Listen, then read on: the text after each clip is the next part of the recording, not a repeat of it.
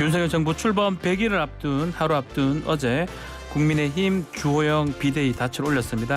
대선과 지방선거 잇따라 승리한 정당이 비대위 체제로 전환한 것 자체가 이례적인 일입니다. 순항 여부도 불투명한 상황이기도 하고요. 국민의힘 전신이죠. 새누리당 비대위원장을 지낸 임명진 목사님과 함께 주호영 비대위 과제 한번 짚어보겠습니다. 목사님 안녕하십니까? 안녕하십니까? 네, 오랜만입니다, 목사님. 네, 그렇습니다. 네.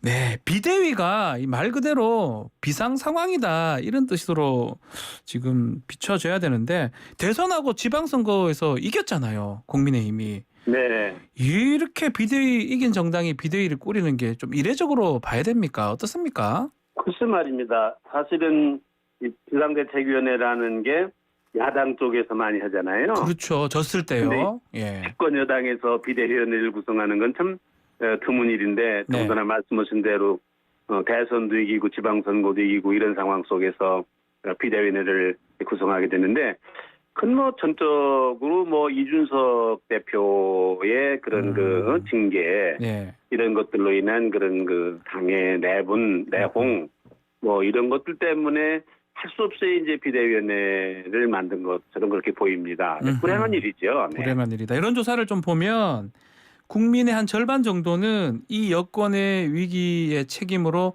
대통령을 지목하고 있고요. 네. 보수층에서는 또 이준석 대표가 잘못됐다 이렇게 네. 책임을 더 크게 보고 있는데 목사님 보시기에는 어떻습니까? 글쎄 직접적인 원인은 이준석 대표에게 있죠. 직접적으로는 사실은 뭐 이준석 대표가 이런저런 얘기를 하고 다니지만은 뭐 가만히 있는 사람을 징계했겠습니까? 윤리위원회가. 더군다나 윤리위원회라는 거는 대표가 이준석 대표가 임명한 사람들인데 네. 자기가 임명한 그런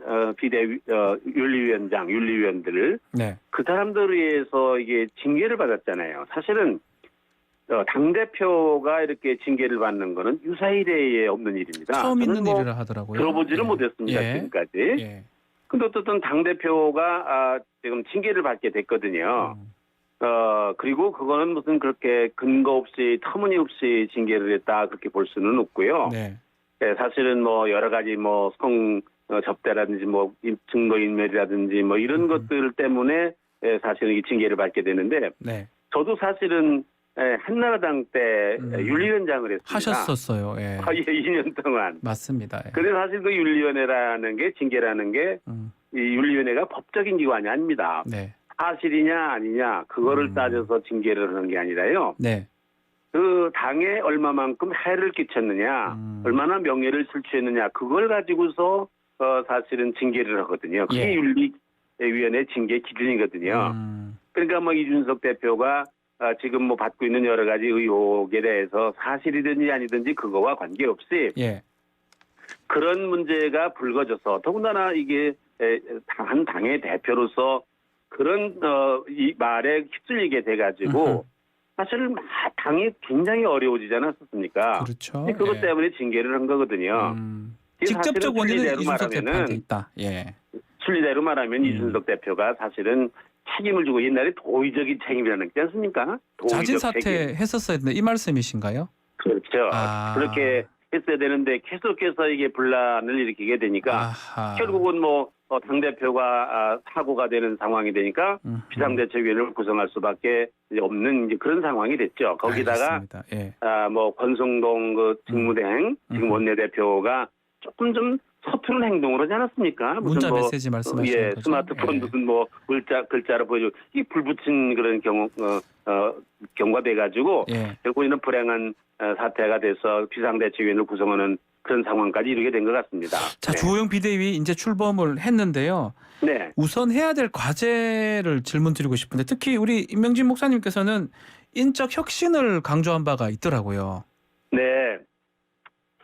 사실은요, 이 네. 비상대책위원회가 이제 우리가 8번째, 9번째인지 그렇습니다. 9번째입니다. 9번째인지 그런데 사실은 그 비상대책위원회마다 그 임무가 주어지는 거거든요. 예. 왜 비상대책위원회를 구성할 수밖에 없게 됐는가? 그거 아니겠습니까? 네. 그런데 지금 주호영 비대위원회는 당 지도부가 붕괴가 됐기 때문에 사고가 났기 때문에 지금 비상대책위원회를 구성한 거거든요. 예. 그러니까 이제 주호영 비대위원회는 어떻게 당을 정상화하느냐라는 게 최대의 의무고 최고의 가치입니다. 당 정상화. 해야 될 일입니다. 예.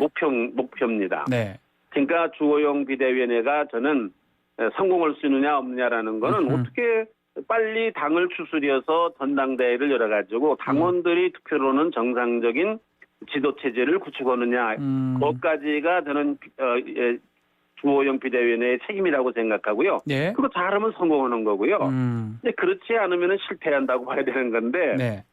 이때 지금 주호영 비대위원회가 이제 걱정스러운 것 중에 하나는 자기의 정치적인 욕심이 있다든지 예. 뭐 자기 정치를 하는 것으로 이용한다든지 이렇게 되면은 이게 참 어렵습니다. 안 될 것이다. 사실은 비상대책위원회 위원장은요. 그래서 정치적인 욕심이 없는 사람이 돼야 돼요. 딱 그 일만 하고 물러날 사람이 되거든요. 우리 임명진 목사님 같은 분 말씀하시는 거죠? 뭐 저는 딱 100이라고 물러났습니다. 욕심이 뭐 없었잖아요. 예. 저보고 사람들이 뭐 실태한 비대위원장이라고 그러는데 그건 아니고요. 아닙니다. 예, 아닙니다. 당이 어려워졌고 분열이 됐고 완전히 붕괴되는 상황 속에서 저는 당을 어떻든 추스려 가지고 전당대회를 해가지고 대통령 후보를 뽑았습니다. 그렇죠. 그러고서 저는 그날 그만뒀습니다. 그러니까 사실은 주호영 비대위원회가 최고로 목표로 하는 것은 전당대회를 빨리 하는 겁니다. 어떻게 당을 추스려서 또 의견을 다 종합을 해가지고 아주 원만하게 전당대회를 치르느냐, 공정하게 치르느냐 그 일을 해야 되는 것이 사실은 주호영 비대위원회인데 그런 의미에서 보면 주호영 비대위원회는 선거관리위원회입니다. 제가 보기에. 그 선거관리위원회 되고 싶지 않다고 비대위원장도 말씀을 했었어요. 그렇게 말을 하는 순간 저는 걱정스럽습니다. 왜냐하면 정치적인 욕심이 지금 비상대책위원회가 무슨 인적 혁신을 한다고 그러는데 그 비상대책위원회 때마다 그 얘기 하거든요. 인적 쇄신을 지금 뭘 하겠습니까? 못한다는 거죠. 인적 쇄신이라는 거는요. 국회의원 공천밖에 없습니다. 또 지방선거 공천밖에 없습니다. 공천을 통해서만 인적 쇄신을 할 수 있는 일이지 인위적으로 인적 쇄신을 하는 건 불가능합니다. 그러면 당에서. 우리 목사님 말씀대로라면 전당대회가 좀 빨리 열리는 게 조기 전당대회로 가는 게 맞다. 이 말씀이신 겁니까? 주호영 비대위원장은 정기국회 이후에 하는 게 좋다 이렇게 얘기하던데 그 부분 어떻게 보십니까? 가는 거는 빨리 해야 되는데 최대한 빨리 해라. 물리적으로 이제 지금 정기국회가 개회가 되고 국정감사를 하고 그러면은요. 사실은 이게 전당대회를 준비하는 일에 조금 지장이 있을 수가 있거든요. 뭐 지방 유세도 해야 되고 다 이래야 되는데 물론 뭐 국회의원들이 그 선거 캠프에 참여할 수는 없습니다. 지금 법에 의하면. 그래도 다 뭐 국회의원들이 다음번 대표가 누가 되느냐 왜 관심이 없겠습니까? 더군다나 공천권을 가진 대표를 뽑는 건데. 그렇죠. 그러니까 마음이 콩밭에 가 있을 거라고요. 국정감사보다는. 그런 의미에서 사실은 이게 정기국회가 끝난 다음에 하는 것이 좋지 않겠느냐. 사실 또 정기국회 시작하기 전에 전당대회 하기는 상당히 어려운 지금 물리적으로 상황이거든요. 그래서 그런 말이 나오기는 하는데 가능한 한 빨리 해야 됩니다. 빨리 해라. 자, 또 이것도 한번 짚어봐야 됩니다. 오늘 또 중요한 100일이기도 한데 이준석 대표의 가처분 신문 기일이 있고 빠르면 오늘이나 내일 중에 결정이 날 수도 있습니다. 이 부분 어떻게 보고 계십니까? 글쎄 지금 이준석 대표의 그 재판 결과가요. 상당한 그런 그 영향을 미칠 겁니다. 만약 상당한 영향을 미칠 것이다. 우리 당은 뭐 정말로 혼란 해체 수준에 갈 거로 저는 생각합니다. 그래서 예의주시하는 부분이고요. 이제 윤석열 대통령이 오늘 이제 100일을 맞이하는 날인데. 그렇죠. 이게 이제 사람으로 만도 이 100일 잔치라는 게 중요하잖아요. 그동안에 좀 부족한 것이 있으면은 좀 돌아보고 새로운 출발을 하는 그런 계기가 됐으면 좋겠다. 저는 그렇게 생각을 하고 있습니다. 그러면 오늘 기자회견도 한다고 하는데 어떤 메시지가 나왔으면 좋겠습니까? 지금 이제 이러나 저러나 윤석열 그 대통령에 대한 지지율 있잖아요. 지지율이라는 게 별게 아니다. 연연하지 않는다. 그렇게들 말을 하지만 사실은 그게 아닙니다. 지지율이 얼마나 중요합니까? 중요하죠. 그런데 지지율 중에 부정적인 그 평가를 보니까 인사 문제가 많이 있어요. 맞습니다. 국민들이 볼 때 좀 부족하다고 보는 거죠. 이거에 대해서. 그런데 대통령은 지금까지 나온 메시지를 보면 국민들이 그 기대하는 것만큼의 인사 문제를 쇄신을 그런 분위기는 아니잖아요. 예. 그러는 한은 저는 지지율이 올라가기는 상당히 어려울 거다 그렇게 생각하고 있어요. 아. 왜냐하면은 사실은 변화를 주는 국민들이 변화를 느낄 수 있는 거는 뭐 정책이나 이런 거보다는 그건 좀 천천히 느낄 수 있는 거고요. 예. 인사 문제거든요. 바로 보인다는 거죠, 그거는 눈에. 그렇죠. 아, 그럼 그 얘기를 메시지에 좀 오늘 100일 메시지에 던지거나 기자회견 중에 좀 해주기를 바라신다 이 저는 말씀인가요? 기대하고 있어요. 뭐 저만이 아니라 많은 국민들이 예. 그렇게 기대하지 않을까 그렇게 생각하네요. 아, 네. 그러면 요거 말고도 뭐 지켜봐야 될 것 같은데 김건희 여사 이 여론조사에도 별로 안 좋게 나오는 경우가 있는데 행보는 어떻게 하는 게 맞는지 이렇게 생각하십니까? 저는요 네. 역대 대통령이 이제 가족들 문제 때문에 많은 곤혹을 치르지 않았습니까? 네. 이제 그래서 특별감찰관 제도를 빨리 특별감찰관을 임명해야 된다고 생각합니다. 아하. 이것도 사실은 뭐 검사나 이런 분들 말고요. 예.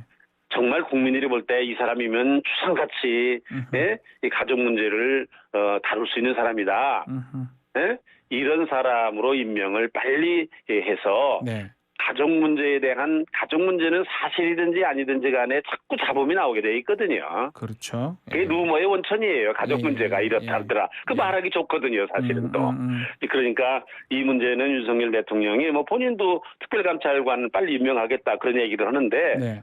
빨리 여야 정당에게 얘기를 해서 추천을 해달라 그래가지고 이게 제도적으로 해결해야 됩니다. 무슨 뭐 그런 루머를 막을 수도 없어요. 그러니까 이거는 뭐 또 본인이 무슨 뭐 지금 뭐 무슨 두드러지게 행동하는 것도 없는데 그런 루머가 없습니다. 자꾸 튀어나오는 거는 얘기가 튀어나오는 거는 이건 제도적으로 해결할 수밖에 없다고 저는 생각해요. 네, 알겠습니다. 자, 마지막으로 오늘 아마 여름휴가 뒤 첫 출근 때 초심으로 좀 돌아가겠다, 국민 뜻을 받들겠다 이렇게 대통령께서 말씀을 하셨거든요. 오늘 네. 100일 기점으로 우리 대통령이 지켜야 할 초심 그 말씀 듣고 마무리를 하겠습니다, 목사님. 윤석열 대통령 사실은 정치를 하시던 분이 아니거든요. 네, 맞습니다. 뭐 1년 2년 전 나는 대로 그분이 대통령 되리라고는 아무도 생각 안 했고 네. 아마 본인 자신도 그랬을 거요. 근데 이제 공정과 정의 상식 이런 걸 내세웠던 분이에요. 소통, 네. 초심으로 돌아가야 된다고 생각합니다. 아하. 상식에 대해서도 다른 사람에게만 상식을 적용하시지 말고 본인 자신에게 또 뭐 주변 사람들에게 또 뭐 공정이라는 것도 또 다른 사람에게만이 아니라 본인 자신에게 또 주변 사람들에게 또 소통도 조금 더 옛날보다는 좀 부족한 것이 아닌가. 물론 뭐 도어스태핑이라는 건 하지만은 네. 지금 점점 이게 조금 형식적으로 돼가고 있잖아요. 예. 또 소통이라는 건 그래요. 국민들 뜻이 뭐냐 이건데 지금 두드러지게 나타나는 국민들의 뜻은 여론조사예요. 이러나 저러나. 네. 이걸 잘 살펴봐야 된다고 생각합니다. 이 국민의 뜻이에요. 국민의 뜻을 바라보고 간다. 자, 그 말씀을 그러면 계속해서 하시는데 정말 마지막으로 하나 더 이른바 그 윤핵관 친윤계 의원들을 어떻게 해야 됩니까? 이 질문 제가 저는 궁금해서. 김대중 대통령 때 보니까요. 예. 그때도 동교동 핵심계가 있었어요. 예. 평생을 이 김대중 대통령을 모시던 분들이 있었는데 다 공직을 맡지 않겠다고 국민들에게 선언을 하고 뒤로 물러났어요. 맞습니다. 예. 그런 것이 저는 참고가 되리라고 생각합니다. 아, 예. 윤석열 대통령과 가까운 사람이 앞에 나서는 것은 윤석열 대통령을 위해서도 별로 좋지 않고요. 예. 결국은 자신들에게도 안 좋아요. 이 역사적인 교훈을 잘 참고해야 되고요. 권력이라는 게 무상하다는 걸 알아야 됩니다. 예, 알겠습니다. 이분들이 그거를 스스로 잘 생각해서 처신해야 된다고 생각합니다. 지금 이름 오르내리는 분들은 정말로 이거 굉장히 심각하게 생각해야 되는 겁니다. 알겠습니다. 5년 후에 자기가 어떻게 될 건지 이런 것도 생각해 봐야 돼요. 알겠습니다. 네. 오늘 따끔한 말씀으로 마무리를 짓도록 하겠습니다. 고맙습니다. 감사합니다. 네. 자, 임명진 전 새누리당 비대위원장과 말씀 나눴습니다.